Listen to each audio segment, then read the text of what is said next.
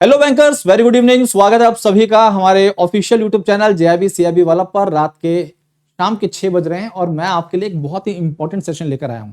आप सभी बैंकर्स को पता है कि आपके जेआईबी एग्जाम की डेट्स रिलीज हो चुकी हैं। इस नजरिए से आपके अंदर जेआईबी एग्जाम को क्लियर करने की जो एक पॉजिटिव एनर्जी है वो फटाफट आ रही होगी और रफ्तार के साथ आपकी प्रिपरेशन में थोड़ी सी तेजी देखने को मिल रही होगी। लेकिन सही दिशा में सही स्ट्रेटेजी के साथ आप प्रिपरेशन करेंगे तभी आप सारे के सारे पेपर क्लियर कर सकते हैं। प्रॉपर स्ट्रेटेजी क्या है वही हम डिस्कस करने वाले हैं आज के सेशन में। एग्जाम डेट्स आने के बाद आमतौर पर आपके अंदर एक पॉजिटिव एनर्जी आती है, आपके अंदर आप थोड़ा सीरियस हो जाते हैं किसी पर्टिकुलर एग्जाम के लिए। जब तक एग्जाम डेट नहीं आती तब तक आम चल रहा होता है। ठीक है, तो एग्जाम डेट रिलीज हो चुकी है। एग्जाम डेट क्या है ये जानना जरूरी है। सबसे पहले आपके जैब एग्जाम के जो 4 पेपर्स हैं वो कौन कौन से हैं। जैब एग्जाम के 4 पेपर आपके, सबसे पहला पेपर होता है IEN IFS, PPB, AFM और RBWM। ये 4 पेपर है। अब इन 4 पेपर्स की एग्जाम डेट क्या है? एग्जाम डेट आपके सामने। सबसे पहला पेपर जो आपका वो है IEN IFS। मैं स्टार लगा दे रहा हूं इसलिए क्योंकि यहां पे बच्चों को टेंशन होती है। दूसरा 10 मई को पेपर है आपका, 10th ऑफ मई को आपका एग्जाम है, 10th ऑफ मई को एग्जाम है आपका और 10 मई को पेपर है आपका और ये है आपका PPB का। तीसरा एग्जाम 10 के तुरंत बाद है 11 मई को और ये किसका एग्जाम है? ये है आपका AFM का। स्टार लगाने का मतलब है ये पेपर आपको टेंशन दे सकते हैं। क्यों? IEN IFS की प्रिपरेशन आप 1 हफ्ते पहले शुरू कर देंगे। आप मेहनत कर रहे होंगे, पेपर टफ भी आता है, कई बार कॉन्सेप्चुअल बेस्ड आ जाता है पूरा पेपर, तो दिक्कत कर देता है आपको। इसके लिए इस पेपर पर पूरा ध्यान देना जरूरी है। दूसरा पेपर आप PPB की प्रिपरेशन करेंगे लेकिन कंफ्यूज रहेंगे थोड़ा बहुत, स्ट्रेटेजी को कैसे, टाइम को कैसे मैनेज करें AFM के लिए, और इस कारण से AFM आपका गड़बड़ हो सकता है। तो आप पहले ही, अभी अच्छा खासा टाइम है आपके पास, आप अभी से इन 2 पेपर पर पूरा फोकस कर सकते हैं। आप बोलेंगे सर PPB और RBWM के बारे में आप क्यों नहीं बोल रहे? क्योंकि आपके पास यहां पर समय भी होगा, टाइम भी अच्छा होगा और इस टाइम में आपको हम ये जिम्मेदारी लेते हैं कि बहुत अच्छी तरीके से पढ़ा सकते हैं। ठीक है, हम पढ़ा देंगे, आप स्कोर भी अच्छा कर ले जाएंगे। लेकिन कई बार टाइम की कमी होने के कारण और पेपर टफ लेवल होने के कारण आपको दिक्कत हो जाती है। तो ये 2 स्टार लगाने का मतलब यही है कि ये 2 पेपर आपको दिक्कत दे सकते हैं जैब के पेपर में। इसके लिए आपको पहले से ही तैयार होना जरूरी। अब वो कौन सी स्ट्रेटजी है जिसके साथ आप इन सारे के सारे पेपर्स को क्लियर कर सकते हैं एक बार में, वो जानना जरूरी है और उसी से संबंधित आज का सेशन है। बहुत सारे बैंकर्स से हमारी चर्चा होती है, हमारी बात होती है, उनको IEN IFS ये पेपर थोड़ा टफ लगता है क्योंकि थ्योरेटिकल पोर्शन ज्यादा है, कॉन्सेप्चुअल है, और दूसरा एग्जाम में गैप ना होने के कारण उनको दिक्कत होती है कई बार AFM।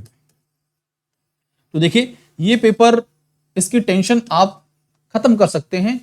हमारी टीम में हमारे धुरंधर हैं IEN IFS के आशीष सर की क्लास को जरूर ज्वाइन करिए। पेड बैचेस जुड़े हुए हैं, सभी क्लास को वॉच करिए। बहुत ही अच्छा एक्सपीरियंस है, बहुत ही डिटेल में सारी बातें पढ़ाते हैं।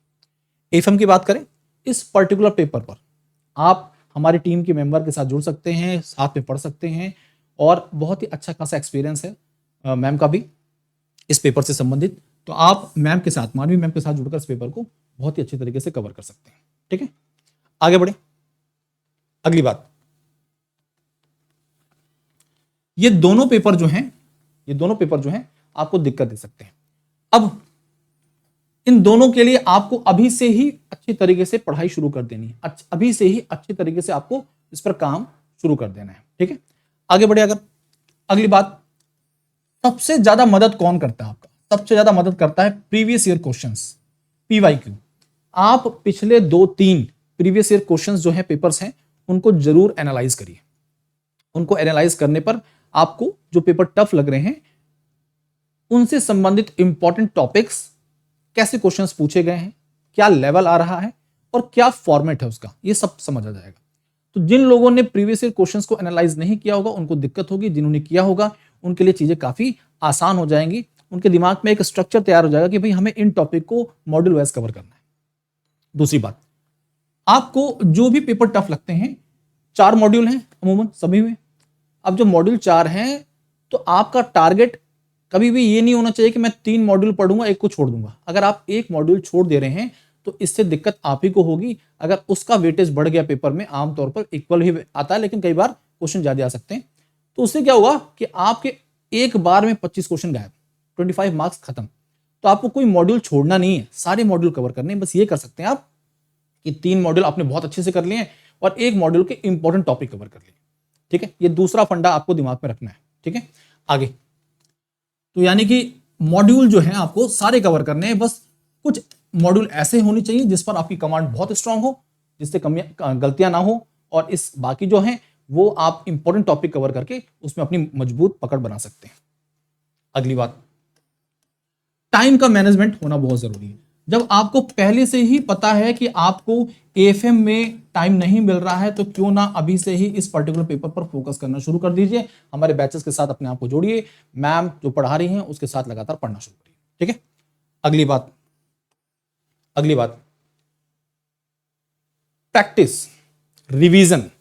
आप जैसे जैसे चीजों को पढ़ते जाते हैं ना, आपको चीजें समझ तो आ रही हैं, लेकिन रिवीजन ना करने के कारण कंफ्यूजन बढ़ते जाता है, और कंफ्यूजन खत्म तब होगा जब चीजों को आप बार बार रिकॉल करेंगे। अब किस तरह से इस पर अपनी कमांड बना सकते हैं? सबसे पहला काम, आप हमारे जो वाईटी क्लासेस आती हैं उन वाईटी क्लासेस के साथ जुड़ सकते हैं। हमारा महापैक है, उस महापैक में आपको मल्टीपल बैचेस मिलते हैं। महापैक की खासियत यही होती है कि उसमें आपके फाउंडेशन यानी कॉन्सेप्ट को क्लियर किया जाएगा। फाउंडेशन को क्लियर करने के बाद फाउंडेशन प्लस एमसीक्यू आएगा, एमसीक्यू के बाद केवल एमसीक्यू आता है, फिर रिवीजन बैच आता है। तो ये सब बैचेस लगातार उसमें अलाइन है, जैसे कि आपके कॉन्सेप्ट के साथ साथ में एमसीक्यू पर फोकस और एग्जाम ओरिएंटेड मैराथन, ये सब चीजें आपको वहां पर मिलेंगी। तो बहुत सारे बैंकर्स के रिव्यू, उनको महापैक से काफी फायदा मिला है, और इस कारण से हम भी उसे वन स्टॉप सॉल्यूशन का नाम देते हैं। ठीक है, तो सबसे पहला काम, एग्जाम की डेट रिलीज हो चुकी है, उसको ध्यान में रखते हुए जो पेपर आपके टफ है, जिसमें कम समय मिल रहा है, उस पर ज्यादा फोकस करना है, प्रीवियस ईयर क्वेश्चंस पर फोकस करना है, टाइम को मैनेज करना है, और साथ साथ में एग्जाम एनालिसिस जो पिछले हैं उनको देखिए, वो टॉपिक्स जो टफ लग रहे हैं उन पर ज्यादा फोकस करिए, उस पर्टिकुलर पेपर पर ज्यादा फोकस करना है आपको। मैंने बोला वन स्टॉप सॉल्यूशन जैब महापैक क्यों है? क्योंकि इस एक बैच के अंतर्गत 15 बैचेस मिल जाते हैं आपको। फाउंडेशन से कॉन्सेप्ट क्लियर हो जाएंगे,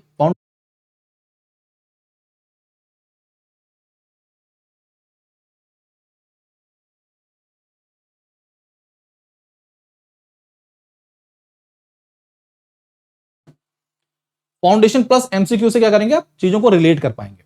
यानी कि फाउंडेशन के साथ कॉन्सेप्ट क्लियर हो रहे हैं और कॉन्सेप्ट के साथ एमसीक्यू आप पढ़ रहे हैं। फिर हम लाते हैं एमसीक्यू बैच, प्योर एमसीक्यू और केस स्टडी बैच होता है, उसमें लगातार एमसीक्यू की प्रैक्टिस होगी, एग्जाम की प्रैक्टिस। फिर हम लाएंगे revision batch, quick revision batch, marathon batches. तो ये सारी चीजें आपको कहां मिल रही हैं? जैब महापैक में मिल रही है। 1 ईयर और 2 ईयर में अवेलेबल है। कल 26 जनवरी है, आपको कुछ नया गिफ्ट मिलने वाला है, और उसके बारे में आपको जल्द जानकारी मिल जाएगी। हमारा ऑफिसर्स जैब फाउंडेशन प्लस एमसीक्यू बैच मात्र 1999 में उपलब्ध है, आप इसका हिस्सा बन सकते हैं। देखिए, महापैक 3999 में 1 ईयर का, और 2 वर्षों का 5999 में अवेलेबल है। जैब ऑफिसर्स फाउंडेशन प्लस एमसीक्यू मात्र 1999 में अवेलेबल है, कॉन्सेप्ट के साथ में एमसीक्यू देखने को मिल जाएंगे आपको यहाँ पर। यह बैच पूरे कॉन्सेप्चुअल और बेस्ड है, पूरे कॉन्सेप्ट थ्योरेटिकल पोर्शन कवर किया जाता है मात्र 1999 में। और किसी बैंकर का अगर कोई एक बैच रह गया है, कोई एक पेपर रह गया है, तो उसके लिए इंडिविजुअल बैचेस हैं, और ये इंडिविजुअल बैचेस मात्र 799 में अवेलेबल है।